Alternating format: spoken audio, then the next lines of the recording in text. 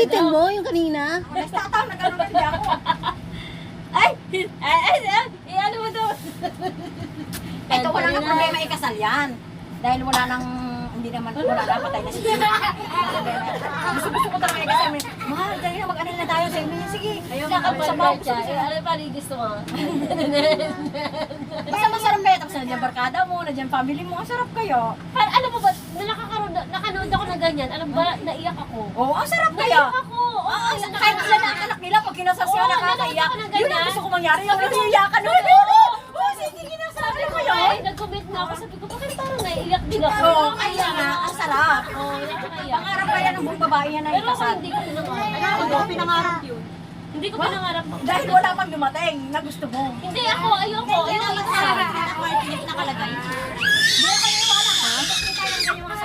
Hindi, ito tayo. Masarap. Masarap pag yung bisibisihan